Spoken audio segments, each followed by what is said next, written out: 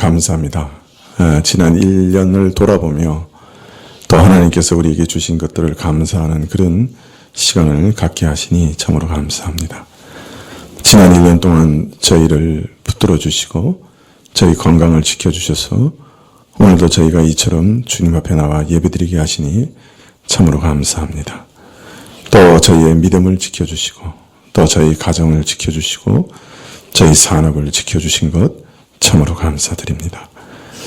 무엇보다도 저희 안에 성령을 늘 보내주셔서 성령 하나님이 저희를 권고하시고 주님께로 이끄시고 주님 안에서 죄를 이기게 하시고 주님의 뜻을 순종하는 그런 특별한 은혜를 늘 주셔서 감사합니다. 아버지 하나님, 참으로 한 해 동안 저희를 지탱케 하시고 저에게 소망이 되시고 저희 의지가 되신 모든 일들에 대해서 하나님께 깊이 감사드립니다. 저희가 무너질 수도 있었는데, 저희가 넘어져서 완전히 일어날 수 없을 수도 있었는데, 저희가 참으로 완전히 붕괴되어서 망해버릴 수도 있었는데, 하나님께서 저희를 지켜주시고 돌보아 주셔서 오늘 이처럼 주님 앞에 나오게 되었습니다. 모든 것이 주의 은혜인 줄 알고 하나님께 감사드립니다. 저는 그러나 또한 1년을 돌아보면서 참 저희가 너무나 하나님 앞에서 더디 성장하고 참으로 하나님께 내놓을 만한 영적인 거룩한 열매들이 너무나 빈약한 것으로 인해 가슴을 치며 회개하지 않을 수 없습니다. 참 저희가 1년 동안 얼마나 주께 더 가까워졌는지요. 또한 1년 동안 더 얼마나 더 하나님을 닮아갔는지요. 1년 동안 저희가 얼마나 더 성령의 아름다운 열매들, 사랑과 희락과 충성과 신실함과 참 사랑의 열매들을 가득 맺었는지 저희를 돌아볼 때 참 마음이 답답해집니다. 그러나 하나님, 저희가 또한 소망을 잃지 않고 주께 나아가는 것은 주님께서 우리를 도우시면 반드시 우리 안에 주의 형상을 이루어 가시는 그 일을 이루시고야 말 것이기 때문에 오히려 저희 자신에게 소망을 두지 않고 하나님 한 분께만 소망을 두고 주님께 나아갑니다. 주님, 저희를 더욱 견고하게 지켜주시사 하나님의 사람으로서 아름답게 서게 하여 주시옵소서. 아버지 하나님, 참 이 땅에 환난이 많고 두려운 소식들이 많습니다. 평화가 없고 또 인간이 만들어 놓은 모든 문명들이 얼마나 연약한 것인지 또 얼마나 참으로 치명적인 약점을 가진 것인지 계속해서 보여지고 있습니다. 이러한 때일수록 저희가 더욱 하나님만을 의지하며 언제라도 주님을 만날 수 있도록 주님의 재림을 언제라도 영접할 수 있도록 주님 저희 마음에 참으로 믿음을 더욱 견고하게 하여 주시옵소서. 참으로 세상에 환난이 가득하고 점점 살아가는 환경이 옥죄어 올 때 오히려 우리는 눈을 들어 하나님 아버지의 영에 참으로 새롭게 하실 그날을, 예수께서 다시 오셔서 이 땅을 완전히 새롭게 하실 그날을 바라보는 그런 믿음을 얻게 하여 주시옵소서. 세상의 완악함과 더러움과 폭력적인 것들과 불의한 것들에 대해서 참으로 불평하여 참으로 그것으로 인해서 믿음이 위협받지 않도록 도와주시고, 오히려 날로 악화될 때 오히려 우리는 눈을 들어 예수님을 바라볼 수 있도록 주님이 다시 오실 것을 간구하며 기대할 수 있도록 허락하여 주시옵소서. 오늘도 주님, 저희가 하나님께 귀한 예물을 드렸습니다. 또 감사의 예물을 드렸습니다. 이 모든 것은 참으로 저희가 가진 것이 다 주의 것이요 저희 자신도 주의 것인 것을 고백하는 예물입니다. 주님께서 이 예물들 받으시고 또한 저희 산업을 주의 것으로 인쳐 주시옵소서. 저희 것을 다 주의 것으로 인정하여 주시옵소서. 오늘도 말씀을 주시고 말씀 속에서 참으로 주의 음성을 듣게 하시기를 구하올 때 예수님의 이름으로 기도합나이다. 아멘. 예, 말씀은 신명기 16장 1절부터 17절까지 말씀입니다.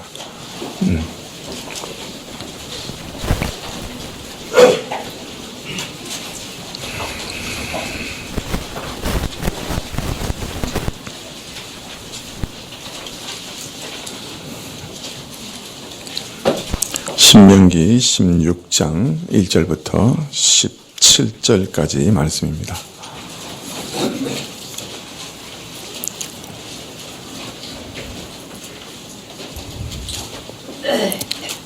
신명기 16장 1절부터 17절까지 찾으신 줄 알고 봉독해 드리겠습니다.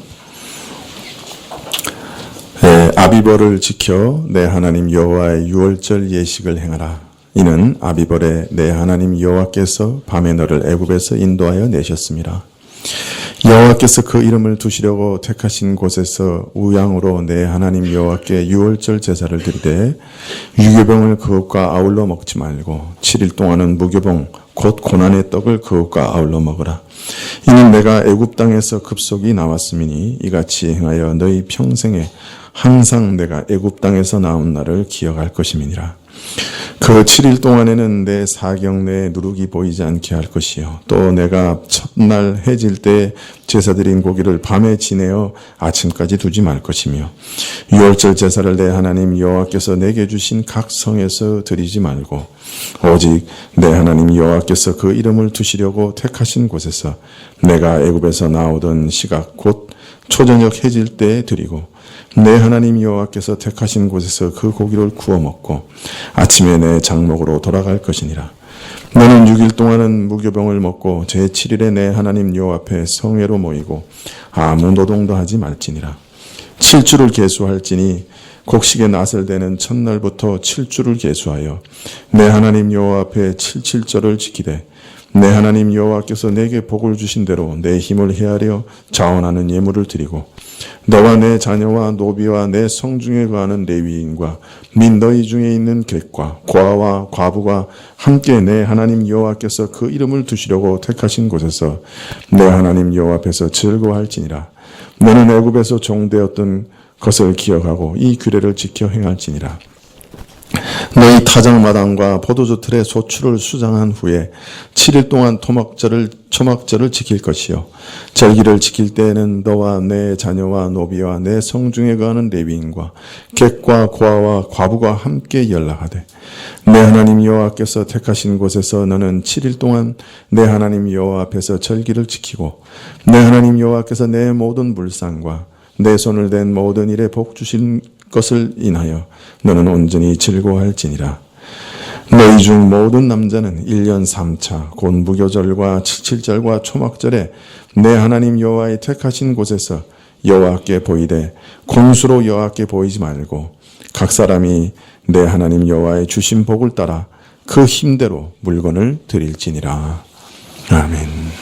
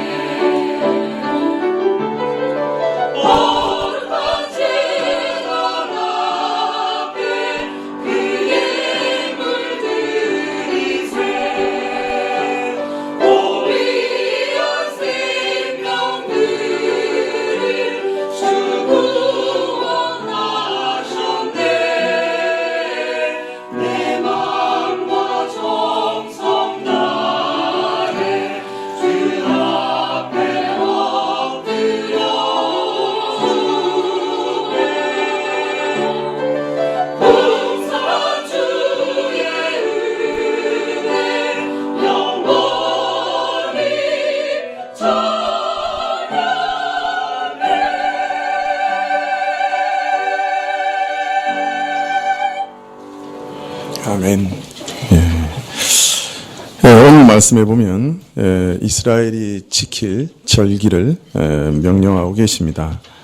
특별히 1년에 3번 남자들이 하나님께 반드시 보여야 할 세 절기, 즉 무교절, 7.7절, 초막절, 이것에 대해서 얘기하고 계시죠. 그런데 이 구약의 세 절기는 다 추수와 깊은 관계가 있습니다. 이스라엘의 기후는 우리하고 좀 많이 다릅니다. 우리는 사계절이 뚜렷하죠. 그런데 이스라엘은 우기와 건기로 이렇게 나누어집니다. 여름에는 건기고 겨울에는 우기라고 그렇게 할 수 있죠. 이스라엘은 그래서 두 번의 비에 그 추수와 농사의 모든 것이 달려 있는데요. 가을이 되면 보통 이제 이른비라고 합니다. 이른비가 오죠. 비 때문에 이제 흙이 부드러워지면 그 위에 씨를 뿌립니다. 그러니까 보리나 밀의 씨를 뿌린 다음에 그 다음에 이게 뭐라 그럽니까? 기경을 하죠. 이렇게 깊이 흙을 파서 이렇게 씨가 땅 속으로 들어가게 만듭니다. 우리는 보통 어떻게 합니까? 땅을 먼저 기경하고 거기다 이렇게 씨를 이렇게 촘촘히 놓죠. 그런데 이스라엘 사람들은 먼저 씨를 뿌리고 그 다음에 이제 기경을 합니다. 그래서 이제 씨 뿌리는 자의 비유에 보면 어떻습니까? 씨가 돌짝밭에도 떨어지고 길가에도 떨어지고 이제 그런 비유가 나오죠. 그리고 난 다음에 그 파종된 곡식은 겨울을 지나고 봄이 됩니다. 이 봄에 이제 보통 늦은 비라고 불리는 비가 옵니다. 근데 그것 때문에 곡식이 이제 막 성장하고 무르익습니다. 그리고 나서 추수가 시작되는 것이죠. 그래서 가장 중요한 주곡인 보리와 밀은 가을에 이른 비가 왔을 때 심고 늦은 비가 와서 알곡이 익으면 그 다음에 추수를 합니다. 자, 이 봄 추수에는 첫 곡식단을 잘라서 하나님께 드리는 일이 있는데 이게 무교절 7일 동안의 축제 가운데 안식일이 반드시 하루 끼어 있게 됩니다. 7일이니까요. 그 안식일 바로 다음 날 낫을 이삭에 됩니다. 첫 곡식을 수확해서 그것을 제사장이 하나님께 드리죠. 그래서 그때부터 이제 새로운 곡식을 먹을 수 있고 추수를 시작하는 것이에요. 또 이날부터 50일을 세워서 50일째 되는 그날 보통 우리가 오순절이라고 그러는데요. 봄 추수가 한 49일 정도 이렇게 걸리죠. 그 봄 추수를 쭉 끝낸 다음에 보통 오순절 또는 맥추절 또는 7.7절 이렇게 불리는 그 절기를 지킵니다. 여름이 되어 건조하고 햇빛이 좋을 때 포도가 익게 되면 포도 추수를 시작합니다. 뒤이어서 무화과와 갖가지 과일을 거두게 되고 이 가을에 이렇게 거두는 것을 수장절 또는 숫꽃절기라고도 하고 또 초막절이라고도 부르는 그래서 이 수장절쯤에는 감람 열매 그러니까 올리브 열매의 기름을 짜게 됩니다. 이스라엘의 이런 농사력에 의하면 무교절은 봄의 첫 곡식을 거두는 일과 관련이 있고 7.7절은 오순절은 봄 추수를 마감하는 절기이고 초막절은 가을 추수를 포함해서 한 해 전체 추수를 최종적으로 마감하는 절기다. 그렇게 말할 수가 있습니다. 자, 이런 3대 명절에 이스라엘의 모든 남자는 하나님 앞에 보이게 되어 있었습니다. 즉 성전에 올라가서 하나님을 뵙게 되어 있었죠. 이 명절들이 한결같이 추수와 관계 있었다 하는 점을 고려하면 하나님께서 저들에게 주신 그 복된 땅에서 힘써 일한 결과 때마다 또 한 해 동안 온갖 곡식과 실과를 수확하게 하신 그 일을 그 은혜를 감사하여 하나님께 예배드린 그런 절기라 그렇게 이해할 수가 있을 것입니다. 특별히 빈손으로 오지 말라 하고 말씀하셨으므로 하나님께서 베푸신 수확의 은혜를 감사의 표시로 소출의 일부를 가지고 하나님을 배웠다 하는 것을 알 수가 있습니다. 자, 그런데 물론 절기들이 추수와 이렇게 명백하게 관련이 있는 것이 사실입니다만은 오늘 말씀을 살펴보면 이 무교절을 유월절, 특별히 출애굽 사건과 매우 깊이 연관짓고 있습니다. 그래서 이러한 절기들이 추수뿐만 아니라 또 다른 깊은 의미들을 갖고 있다 하는 것을 우리가 알 수가 있습니다. 오늘 읽어드린 신명기 16장 1절부터 보면 유월절을 지키라고 하는 말씀이 나옵니다. 그런데 아비벌의 유월절을 지키라. 아비벌이라고 하는 말은 이게 이스라엘의 그 달이죠. 그러니까 우리는 뭐라 그럽니까? 1월, 2월, 3월 이렇게 얘기하잖아요. 그런데 이스라엘은 아비벌이라고 하면 1월을 얘기합니다. 그래서 첫 달이죠. 그런데 우리하고는 조금 그 달력이 틀려서 이 아비벌이 이 첫 달인데 우리 지금 달력으로 하면 한 4월 달 정도 됩니다. 그러니까 이스라엘은 4월 달을 첫 번째 새해의 시작으로 정해 있는 것이죠. 그런데 이 아비벌이 이스라엘의 첫 달이 된 것은 역사적인 배경이 있습니다. 그것은 바로 유월절 때문인데요. 유월절이 아비벌 14일에 있습니다. 근데 유월절이 있기 때문에 아비벌이 첫째 달이 된 거예요. 하나님께서 유월절을 명하시면서 또 그 달을 첫째 달이라고 하고 또 그 유월절이 처음 시작한 그 해를 이스라엘의 첫 해라고 그렇게 말씀을 하셨습니다. 그래서 그 이후의 역사는 유월절이 있었던 해를 첫 해로 삼고 그 다음은 출애굽 제2년째, 그 다음에는 출애굽 제3년째 이렇게 계산을 합니다. 그래서 유월절이 있는 달을 그 연의 첫 달로 삼고 그 해의 첫 시작으로 삼고 또 그 첫 유월절이 있었던 해를 모든 이스라엘의 원력의 첫 해, 그러니까 1년, 2년, 3년 따질 때 그 첫 해로 시작하신 것이죠.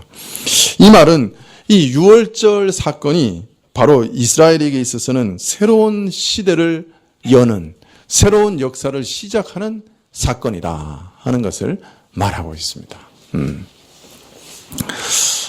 우리는 지금 이제 서기 몇 년 이렇게 얘기하죠. 서기는 뭘 뜻합니까? 예수님이 오신 이후에 몇 년 이렇게 따지는 거죠. 근데 이 사람들은 어떻게 했어요? 유월절이 시작한 지 몇 년 이렇게 한 거예요. 그러니까 서기나 똑같아요, 사실은요. 의미상으로는. 자, 그런데 유월절의 의미에 대해서 이렇게 설명합니다. 아비벌에 하나님께서 너희를 애굽에서 밤중에 이끌어 내었음이라. 우리가 뭐 대부분은 잘 아시겠지만 유월절은 어떤 날입니까? 이스라엘이 애굽에 종되어 있었죠. 그리고 그냥 얼마나 심각한 핍박을 받았습니까? 이스라엘이 너무 숫자가 많아지니까 어떻게 했어요? 애굽 왕 바로가 남자아이를 낳으면 전부 나일강에 던져서 죽이라. 그렇게까지 명령을 했죠. 이스라엘은 애굽에 종되어 있으면서 극심한 핍박을 받았습니다. 그래서 하나님께서 모세를 보내셔서 이스라엘을 애굽에서 구원해 내시려고 했죠. 그래서 모세가 바로에게 가서 하나님의 명령을 전달했고, 그러나 바로는 그것을 순종하지 않았죠. 여러 번 하나님께서 참으로 화를 보내시고 징계를 내리셨어도 그 바로가 고집을 꺾지 않았습니다. 그래서 하나님께서 최후로 하신 일이 바로 애굽의 모든 사람과 가축의 초태생을 죽이시는 일이었죠. 그래서 애굽의 가족 중에 마지를 죽이시고, 그죠? 말이나, 그죠? 소나 양이나 제일 처음 난 것은 다 죽이신 거죠. 정말 무시무시한 심판이었습니다. 원래 이스라엘도 그렇게 죽을 수밖에 없는 상황이었는데 하나님께서 이스라엘에게 뭐라고 하셨습니까? 어린 양을 잡고 그 피를 너희 문에 다 바르라고 말하셨죠. 그래서 그 피가 있는 집은 죽음의 천사가 넘어갔죠. 그래서 넘어갔다는 말이 유월이란 말입니다. 그러니까 넘어갔다. 그래서 지나갔다는 말이에요. pass over. 그래가지고 지나갔다. 그걸 유월절이라고 그러죠. 그래서 죽음의 천사가 그 피를 보고 넘어갔어요. 네, 그래서 그 날을 기념하는 것이죠. 유월절은 바로 그래서 이스라엘이 그 애굽의 속박에서 벗어나게 된 결정적인 사건이 되었습니다. 애굽에서 해방을 가능하게 된 것은 바로 이 유월절 사건 때문이었죠.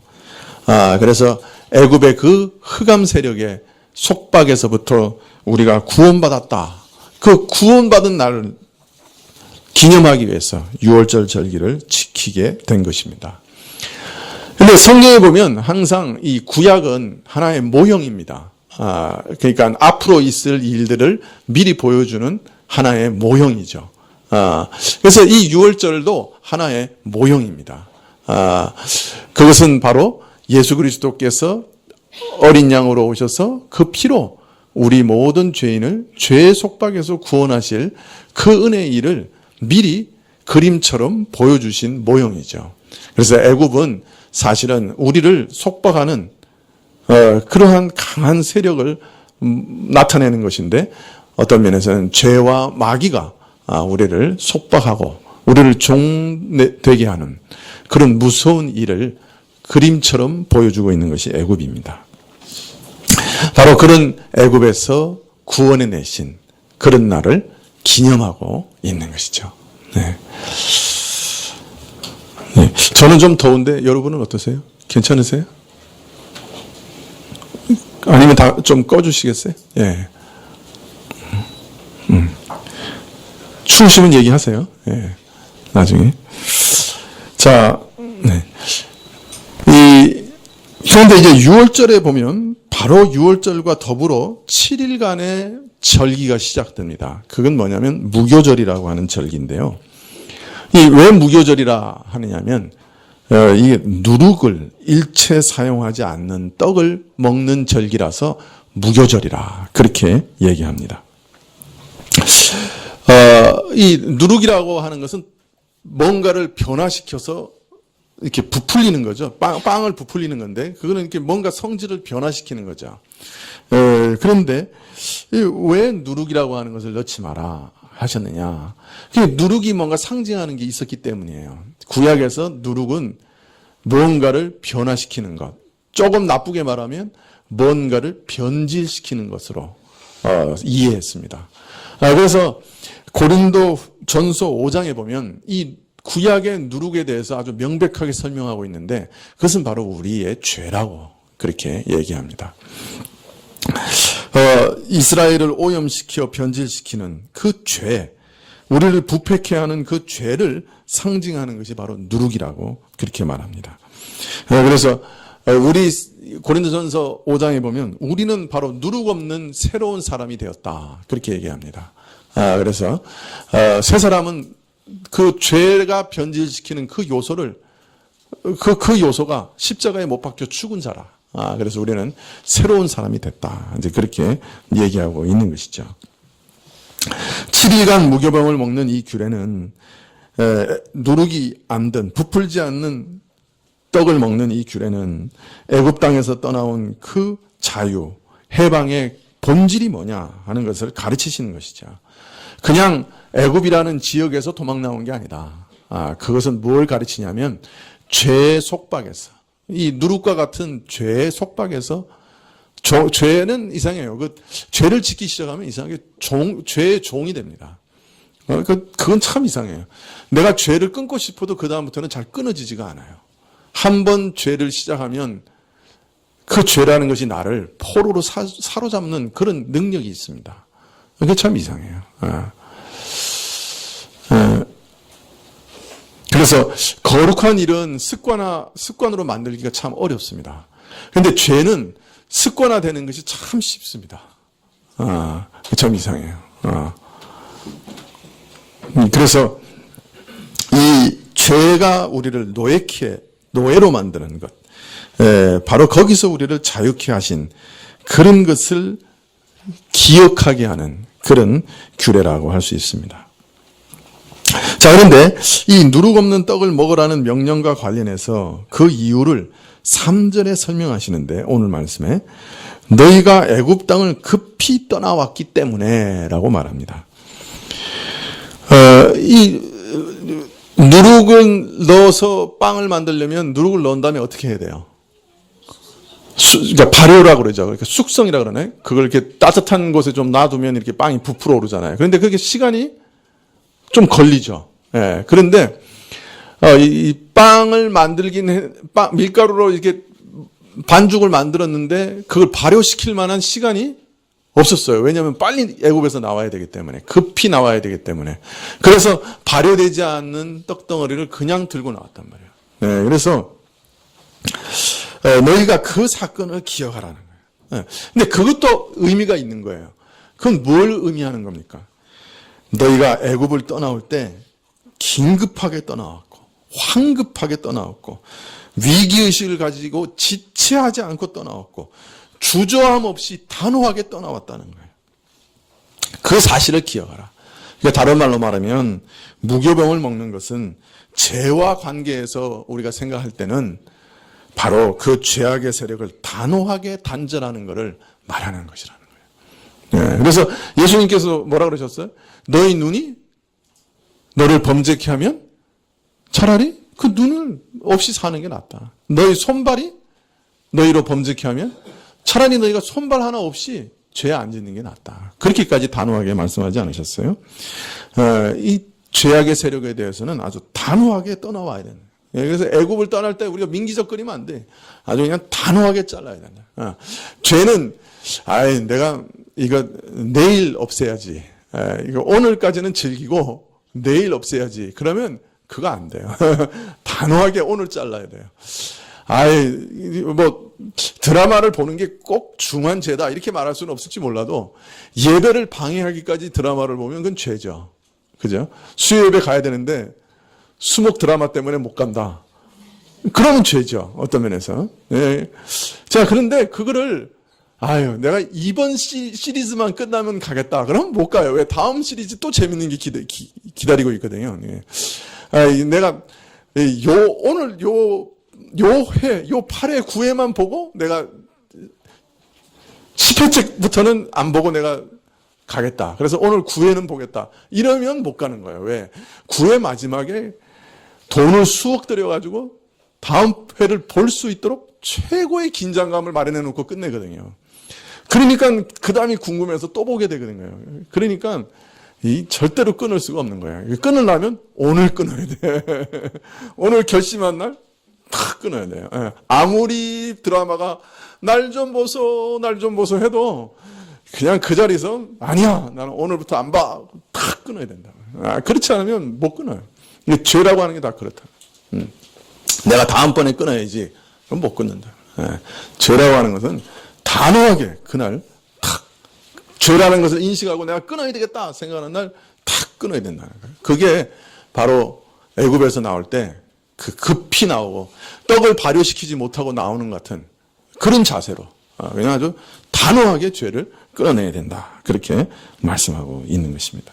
그래서 이 출애굽에서 6월절과 이 무교절은 같이 이렇게 연결되어 있는데요. 바로 그 죄악의 세력에서 우리를 구원하셨고 그 구원하시는 은혜가 바로 어린 양의 피로부터 왔다는 것과 그 죄악의 세력을 단호하게 끊어내야 한다는 것을 다 보여주고 계시는 절기라 할 수 있습니다. 자, 9절 이하에 보면 77절에 관한 말씀이 나옵니다. 달리 얘기하면 이제 오순절이라고 보통 얘기하는데요. 첫 이삭의 낫을 대기 시작한 날부터 7주를 계산합니다.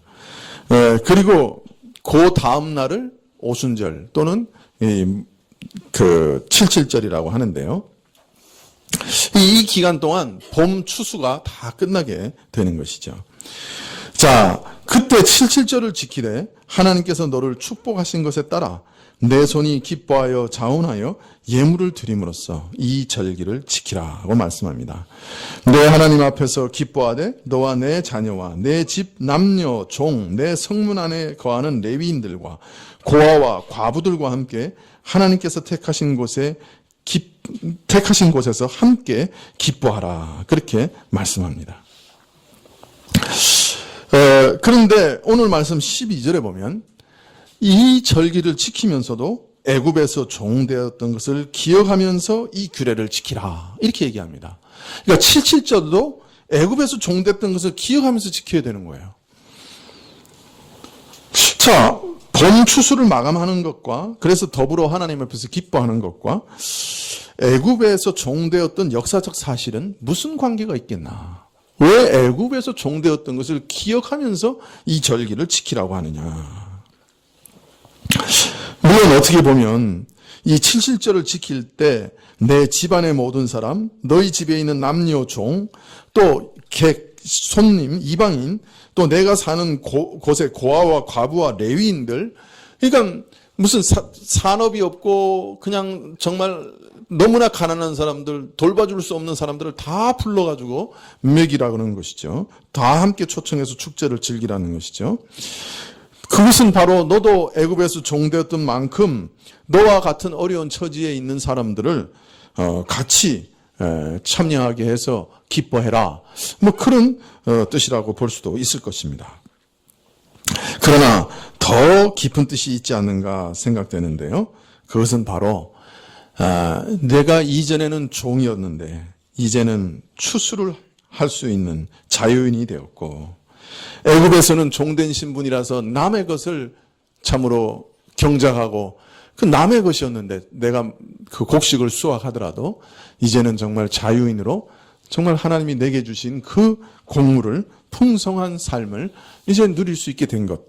바로 애굽에 종되었다가 이제 자유케 되어 자유인으로서 하나님이 주시는 모든 은택을 내가 지금 누리게 된 것. 이런 것들을 기념하라. 이런 것들을 기뻐하라. 그렇게 말씀하신 것이라고 이해할 수 있습니다. 자, 13절 이하에 보면 초막절을 지키라 이렇게 되어 있는데요. 7일 동안 계속되는 축제입니다. 이것을 가리켜 곡식과 포도주 틀에 모아드릴 때라 이렇게 되어 있습니다. 아마 이 포도주나 감람나무 열매나 또는 뭐 명확하진 않지만 콩이나 팥이나 뭐 이런 것들도 수확을 했는지도 모르겠어요. 하나님께서 베푸신 풍성한 축복의 결과를 곳간에 모아드리며 그래서 이걸 숫꽃절기라고 그러는데요. 이것은 이스라엘 원력으로는 제7월에 있었습니다. 우리 달력으로 치면 한 10월 정도 있는 것이죠. 이때가 되면 1년의 추수가 다 끝납니다. 그래서 이 77절을 연종이라고 그럽니다. 그러니까 그 해의 마지막 있는 절기라고 해서 연종이라 이렇게 얘기하는데요. 자, 이러한 풍성한 축복의 결과를 곳간에 모아드리며 이를 기뻐하라, 즐거워하라. 너와 내 자녀, 내 온 집안의 남녀, 종, 레위인, 고아, 과부, 객과 함께 기뻐하여 참여해라. 이렇게 말씀합니다. 하나님께서 내게 베푸신 축복을 기뻐하며 즐거워하는 이러한 모습. 네, 그러면서도 특히 가난한 이웃을 생각하고 그들을 돕는 이런 모습은 이방인들과 구별되는 매우 독특한 모습이라 그렇게 말할 수가 있습니다. 자, 그런데 이 초막절도 출애굽과 관련이 있어요. 네, 왜냐하면 레위기 23장 42절에 보면 너희들은 7일 동안 초막에 거하되 이스라엘에서 난 자는 다 초막에 거할지니라. 이는 내가 이스라엘 자손을 애굽 땅에서 인도하여 내던 때 초막에 거하게 한 줄을 너희 대대로 알게 함이니 나는 너희 여호와 하나님이라. 즉 초막절도 뭘 기념하는 거예요? 추수를 기념하는 것과 동시에 애굽에서 나온 다음에 텐트 생활했던 거. 매일 이동하니까 텐트 생활할 수밖에 없잖아요. 집을 못 지었잖아요. 그 매일 이동하면서 가나안으로 들어오기까지 초막을 짓고 텐트를 짓고 살았던 것을 기억하기 위해서 그 은혜를, 그 애굽에서 나온 은혜를 기억하기 위해서 초막을 짓고 일주일 동안 텐트 생활해라. 이제 그렇게 얘기하시는 거예요. 자, 그러고 보면 세 절기가 전부 뭐와 깊은 관계가 있어요?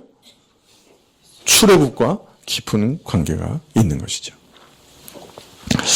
다른 말로 말하면 애굽에 종된 데서 구해내신 일을 항상 기억하라고 말씀하고 있는 거예요. 그것도 1년에 3번 절기를 지키면서 애굽에서 구원하신 목적을 기억하라. 누룩 없는 삶을 살게 하시기 위해서 애굽에서 건져내신 거예요. 죄 없는 거룩하고 순전한 삶을 살게 하시기 위해서 건져낸 것을 기억하라. 이 사실을 상기하면서 복된 땅으로 인도하여 드려서 너희에게 베푸시는 영육간의 모든 축복을 기억하고 감사해라. 기뻐해라. 그리고 이것을 기뻐하되 너희만 스스로 기뻐하지 말고 모든 가난한 자들, 너희 주변에 있는 모든 가난한 자들의 필요를 채우면서 함께 기뻐해라. 그렇게 가르치고 계십니다. 이것이 이스라엘이 다른 이방인과 구별되는 독특한 모습이었죠. 그런데 조금 전에도 말씀드렸지만 이러한 역사적 경험, 이 이스라엘이 이방이 겪지 못한 독특한 역사적 경험을 한 것은 신약에 와서는 바로 그것이 예수 그리스도의 십자가의 경험으로 우리에게 알려지고 있습니다. 구약에서는 출애굽 시 어린 양의 피로 구원을 얻은 것을 기념했지만 이제는 그 어린 양이 정말로 오셨단 말이에요. 그 어린 양이 예표하고 모형했던 예수님이 오셔가지고 예수님께서 십자가에서 정말로 피를 흘리셨단 말이죠. 그래서 바로 그 피를 통해 모든 죄인의 죄를 속죄하시고 그 죄인들이 받아야 할 지옥의 심판을 다 받으시고 이제는 그 죄인들을 구원하셨단 말입니다. 구속을 완전히 완성하신 거예요. 그래서 출애굽은 현대 신자들에게는 바로 예수님을 만난 날이 출애굽한 날이란 말이에요. 무슨 말인지 이해가 되시죠? 그래서 구약에서는 출애굽 사건, 그 유월절을 계속 기념하라고 하셨어요. 그런데 오늘 그렇다면 우리는 어떻게 생활해야 되는 거예요? 나를 구원하신 그 일을 기억하고 나를 왜 죄의 모든 그 두려운 형벌과 또 그 죄의 세력에서 구원하셨는가? 그걸 기억하라는 거예요. 왜 나를 죄사함과 죄에서 자유케 하시는 그런 은혜에 참여하게 하셨는가? 거룩한 성도의 삶을 살게 하시고 세상과 구별되는 삶을 살게 하신 것을 계속해서 기억하라는 거예요. 그리고 죄에서 자유케 된 성도의 삶을 그 삶을 통해서 받게 된 영육간의 풍성한 축복을 감사드리며 하나님께 예배드리는 삶을 살라는 것이. 그리고 또한 그 은혜를 세상의 가난한 사람들에게 그 복음을 세상의 가난한 사람들에게 나누고 또한 물질을 세상의 가난한 사람들에게 나누는 그런 특별한 삶을 살아라 가라는 말입니다. 그래서 오늘 보면 신자가 가진 특별한 특성을 가르쳐주고 있습니다. 이 세 가지 절기는. 첫 번째, 신자는 예수 그리스도를 통해서 죄사함의 은혜를 경험한 사람들이라. 죄를 용서받은 은혜를 얻은 사람들이라. 이것이 신자의 특징이라. 두 번째는 신자는 하나님과 교제하며 교통하면서 이 땅에서 영육간의 하나님의 은혜를 받고 항상 그것을 감사하며 하나님께 예배드리며 그것을 하나님께 기뻐하는 예배 가운데 그 일을 기뻐하는 그런 특성을 가진 게 신자라. 세 번째는 그러한 하나님이 나누어주신 영육간의 은혜를 주변의 가난한 자들에게 나누어주는 특성을 갖고 있다. 물질로도 나누고 복음으로도 나누고 이런 세 가지 특징이 이 세상 이방인과 신자를 구별하는 특징이다. 그래서 너희는 매년 3차에 걸쳐서 반드시 나를 보러 이 절기를 지키러 올라오라고 말씀합니다. 특별히 16절과 17절에 보면 매년 3차씩 모든 남자는 하나님께서 택하신 곳에서 하나님 앞에 보이라. 하나님께 나아가 예배하며 감사하며 경배하라. 그렇게 말합니다. 바로 무교절과 칠칠절과 수장절을 얘기하는 것이죠. 그러면서 말씀하시기를 하나님 앞에 나올 때, 그를 뵈러 올 때 빈손으로 나오지 말라. 각자는 금옥의 선물을, 예물을 가지고 하나님께서 베푸신 축복을 따라 자원하여 드리는 선물을 가지고 하나님께 나오라. 빈손으로 나오지 말라. 이렇게 얘기합니다. 참 많은 교회에서 이 본문을 참 좋아하시는 것 같아요. 하나님께 나올 때 빈손으로 나오지 마라. 또 이걸 또 뭐라고 해석을 하시냐면 헌금 많이 해라. 돈 많이 가져와라. 이제 이렇게 많이들 해석을 하십니다. 구약에서 보면 뭘 가져오라는 거예요? 하나님이 주신 그 곡식들, 그죠? 하나님이 주신 그 과일들, 그거 가지고 나오라는 거죠. 그러니까 이제 많은 분들이 이거 빈손으로 나오지 마라. 헌금 반드시 해라. 예배 나올 때 빈손으로 나오면 안 된다. 반드시 헌금해야 된다. 그래서 이제 교인들이 자꾸 하나님은 뭔가 달라달라 하는 다우다우 하는 분으로 자꾸 이해를 해요. 그래서 예배 나올 때 그냥 헌금 안 가지고 나오면 절대로 예배 못 드리는 그런 분으로 이해하는, 그렇게 가르치는 것들을 많이 봅니다. 그러나 물론 구약에서는 이것은 곡식 알갱이죠. 그러나 이것도 사실 구약에서 이렇게 가리키는 게 있는 거예요. 이것도 다 모형이거든요. 이게 무교절에 누룩이 없는 것은 바로 죄를 가리키는 거란 말이에요. 그래서 죄를 없애라는 말씀이란 말이에요. 그렇다면 여기서 열매들을 가져오라는 말은 뭐예요? 외적인 열매, 돈을 헌금하라는 말보다는 우리 영혼의 밭에서 우리 심령 속에 거두어진 영적 열매를 가리키는 것이라 그렇게 봐야 될 것입니다. 바로 그것을 모형적으로 보여주고 있는 것이에요. 하나님께 나올 때는 항상 그런 신령한 열매들, 죄를 이긴 열매들, 하나님께서 우리 영혼에 베풀어 주신 그 은혜의 열매들을, 거룩한 변화들, 사랑과 충성과 온유와 절제와 그죠? 자비와 양성과 긍휼의 열매들을 가지고 오라는 거예요. 그게 하나님 정말 기뻐하시는 예물이란 말이에요. 우리 삶의 열매를 갖고 오라는 거예요. 내가 하나님의 은혜를 얻었다는 그 표시를 갖고 나오라는 거예요. 오늘 추수감사절이라고 해서 옛날 수장절의 규례를 따라서 우리가 추수감사절을 지킵니다마는 많은 분들이 추수감사절을 이해할 때 그저 하나님께 1년 동안 번 돈 중에 얼마를 드리면서 하나님께서 경제적으로 축복하신 것을 참으로 감사하는 그런 절기로만 생각합니다. 물론 우리가 영육간의 축복을 받았으니 또 하나님께 우리의 육적인 것들의 일부를 드릴 수 있죠. 또 드리는 것이 합당합니다. 그러나 하나님이 정말 이 추수감사절에 기대하시는 게 뭐냐? 그것은 하나님께서 1년 동안 우리에게 어떤 영적인 변화를 가져다 주셨느냐? 우리가 하나님을 얼마나 더 깊이 알게 됐느냐? 그 하나님을 아는 자로서 나는 어떤 삶의 변화를 일으켰느냐? 내가 어떤 죄를 이겼느냐? 그런 열매들을 갖고 나오셔야 될 거예요. 지난 1년 동안 하나님이 계시를 통해서 죄가 얼마나 무서운 것인지 보여주시고 어떤 특별한 죄들을 끊어내시고 내 삶에서 변화를 일으키신 게 있습니까? 이전에 도저히 용서하지 못했던 일들을 이제는 용서할 수 있는 능력을 얻으신 게 있습니까? 이전엔 참지 못했던 것들을 이제는 참을 수 있게 되셨습니까? 이전에는 사랑하지 못했던 것들을 이제는 사랑하시게 됐습니까? 이전에는 도저히 용납하지 못했던 것들을 이제는 불쌍히 여길 수 있는 그런 넓은 마음을 얻은 게 있으십니까? 하나님의 계시를 통해서. 이전에는 견디지 못하고 인내하지 못했던 것들을 이제는 인내하고 견디는, 하나님을 사랑하기 때문에 내가 인내하고 견디는 그런 은혜를 받으신 것이 있습니까? 내가 하나님을 사랑하기 때문에 참고, 내가 하나님을 사랑하기 때문에 용서하고, 내가 하나님을 사랑하기 때문에 충성하는 그런 은혜를 1년 동안 받으신 것이 있습니까? 그것을 가져오라고 말씀하십니다. 하나님, 내가 이런 은혜를 받았습니다. 감사합니다. 그것이 수장절, 추수감사절의 의미라. 그렇게 말씀하십니다. 기도하시겠습니다.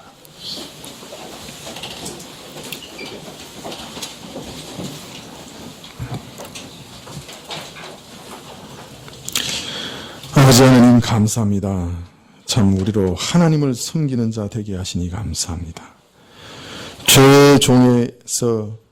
죄의 종되어서 살았던 저희가 이제는 하나님의 종이 되어 하나님의 거룩한 백성으로 살아가게 하시니 감사합니다.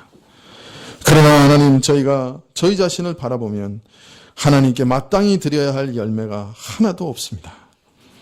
참 하나님 앞에 이 추수감사절에 난감한 심정으로 엎드렸습니다. 아버지 하나님, 불쌍히 여겨 주십시오. 내가 더욱 이 나무를 갖고 돌보아 주께서 원하시는 열매를 맺게 하겠나이다 참으로 말하였던 선한 농부처럼 오늘도 예수님께서 저희를 위해 기도하시고 탄원하시는 줄 믿습니다.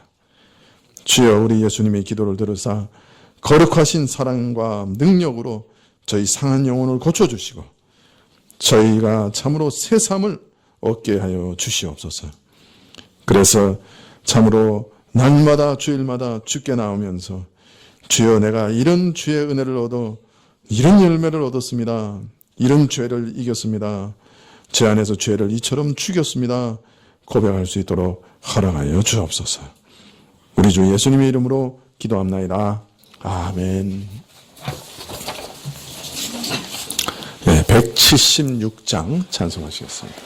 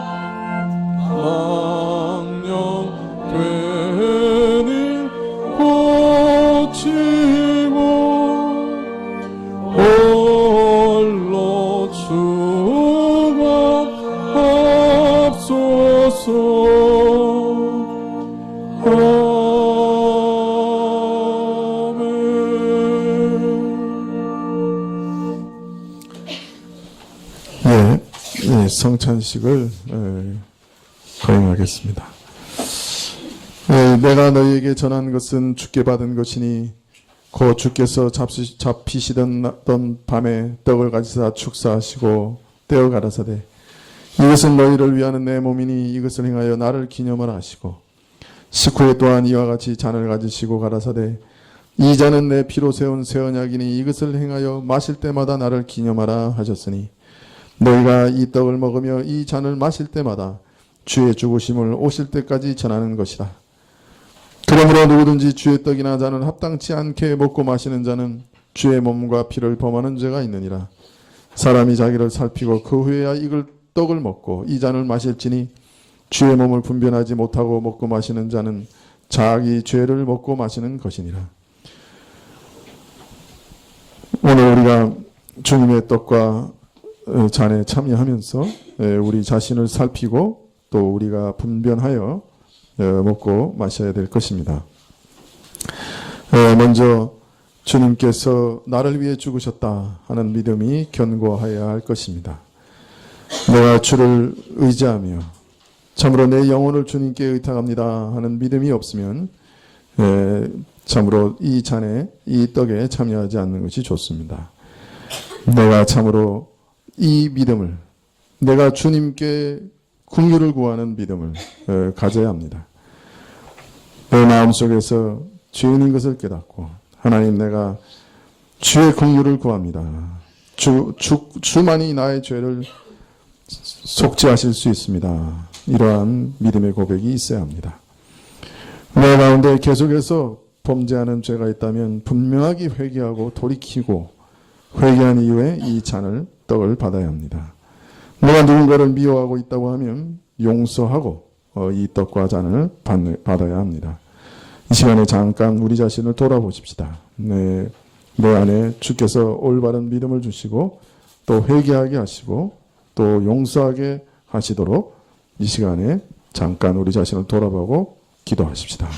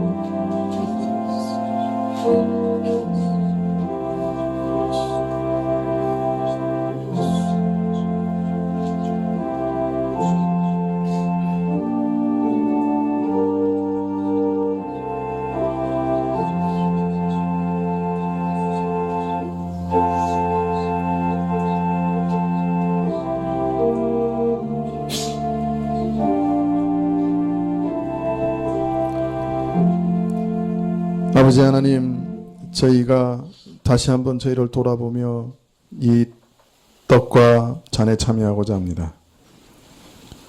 참으로 독생자를 이 땅에 보내셔서 고난과 수욕을 당하게 하시고 십자가에서 참 그 무서운 고통 당하게 하신 주님, 그러한 주의 고난과 수욕을 통해 저희가 죄와 사망에서 해방되었사옵니다.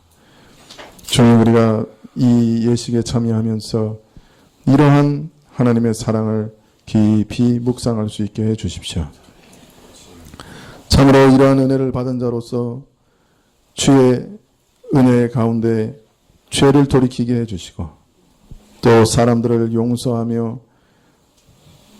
풀어주게 해주시고 마음에서부터 묵지 않도록 도와주십시오.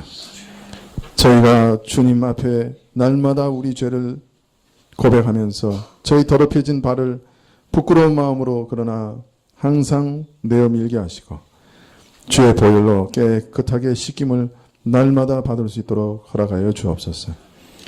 저희 병든 몸을 치료하시는 주여, 오늘 이 성찬에 참여하는 자들에게 특별한 은혜를 주사 주의 뜻이면 참으로 육신의 질병까지 치료하게 해주시고 또 마음의 여러 가지 참 상함과 고통을 갖고 있는 자들이 주님 이 성찬에 참여함으로 새롭게 되는 은혜를 얻게 하여 주시옵소서. 주의 은혜로 심령이 새로워지고 우리 삶이 변화되고 우리 육신의 질병이 치료되는 놀라운 은혜가 있게 하시기를 간절히 기도하옵고 주 예수 그리스도의 이름으로 기도합나이다. 아멘. 네, 이제 분병하겠습니다. 주 예수께서 잡히시던 날 밤 떡을 가지사 축사하시고 제자들에게 떼어주셨습니다. 주의 분부하심을 따라 나도 여러분에게 이 떡을 나누어 드리고자 합니다. 십자가를 묵상하며 이 성찬에 참여하시기를 바랍니다. 기도하시겠습니다. 이것은 너희를 위하는 내 몸이니 이것을 행하여 나를 기념하라 하신 주님, 이제 우리가 주의 뜻을 받들어 이 거룩한 성찬에 참여하고자 하오니 주여 긍휼을 베풀어 주옵소서. 떡을 나눌 때 주의 몸을 대함같이 신령한 은혜가 넘치게 하옵시고 떡이 참으로 저희에게 주어질 때 주님의 몸이 실제적으로 우리에게 주어지는 것 같은 은혜를 허락하여 주옵시고 주와 연합된 것을 온전히 확인하는 예식이 되게 하여 주시옵소서. 떡에 참여하는 자들에게 생명과 능력을 주시고 참으로 주의 은혜를 확신케 하는 거룩한 떡이 되게 하옵소서. 예수님의 이름으로 기도합나이다. 아멘.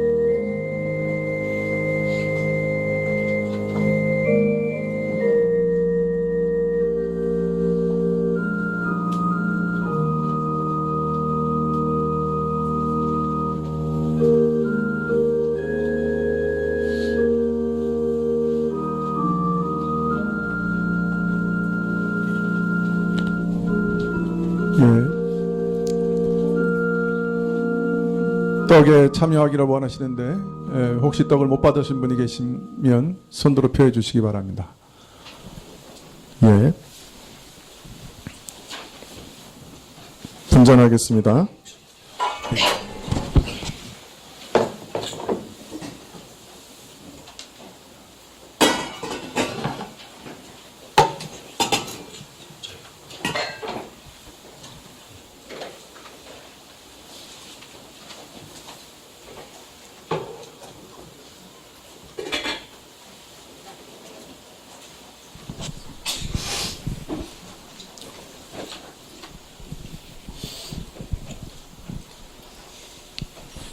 우리 주님께서 식후에 잔을 가지사 축사하신 후에 제자들에게 주시며 가라사대 이 잔은 나의 피로 세운 새 언약이니 이것을 행하여 마실 때마다 나를 기념하라고 하셨습니다. 우리가 이 시간 이 잔을 대할 때 주의 생명과 더욱 연합하는 복된 시간이 될 수 있기를 바랍니다. 기도드리겠습니다. 내 살을 먹고 내 피를 마시는 자는 영생을 가졌고 마지막 날에 내가 그를 다시 살리리라고 말씀하신 주님, 이제 이 잔을 통해서 우리가 주님의 사랑에 이르고 이 피에 참여함으로 생명의 연합에 이르고자 합니다. 이 예식을 통해 더욱 큰 은총을 힘있게 하여 주옵소서.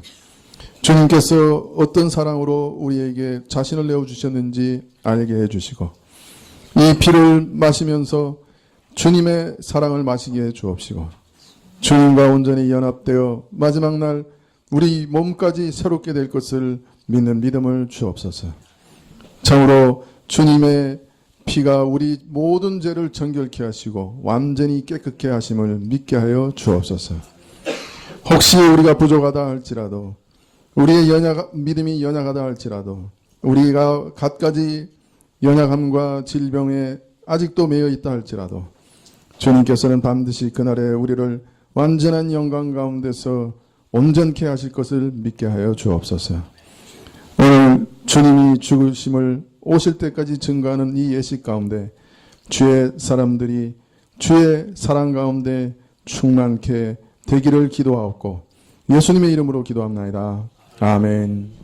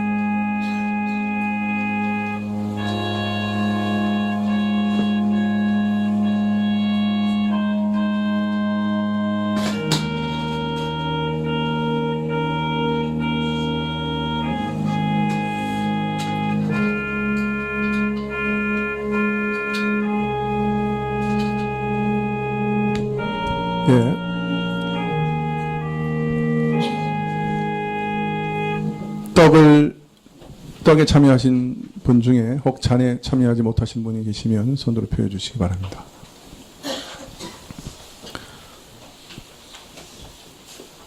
예, 찬송 285장 찬송하시겠습니다.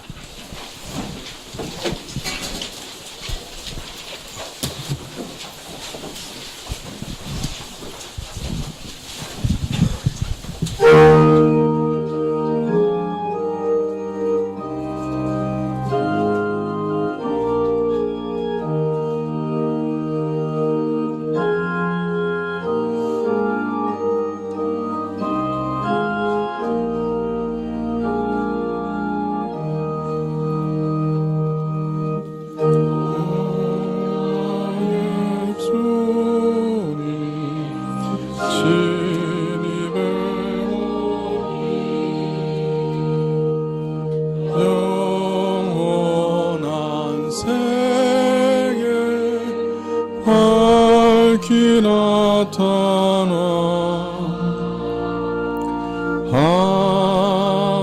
한없는 은혜 길이 누리니 주님께 모든 염려 맡기래. 주님의 떡을 내가 먹으며 주님의 잔을 내가 마시고 근심의 짐을 벗어버리니 죄사함 받아 내 맘 새롭다.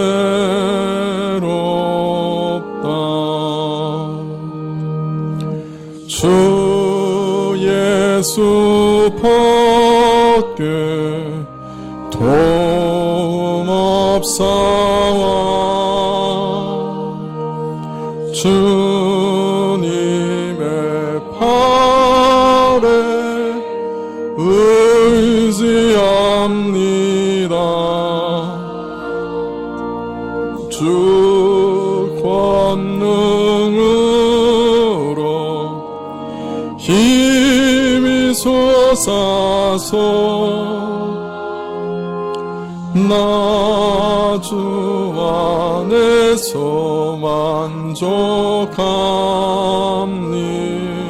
만족합니다. 주님의 성참 받을 때마다 하늘의 기쁨 미리 맛보고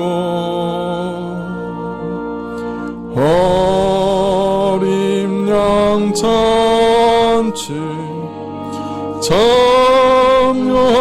참여함같이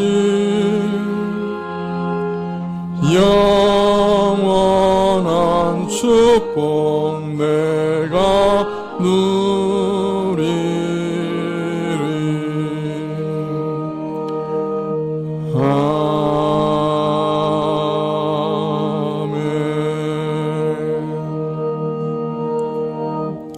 네, 기도하시겠습니다. 지금은 우리 주 예수 그리스도의 은혜와 하나님 아버지의 그 크신 사랑과 이 은혜와 사랑을 깨닫게 하시고 누리게 하시는 성령님의 교통하시고 역사하심이 오늘도 우리에게 풍성한 은혜 베푸신 것을 깨닫고 감사하며 머리 숙인 주의 백성들 위해 지금부터 영원까지 함께 계실지어다. 아멘.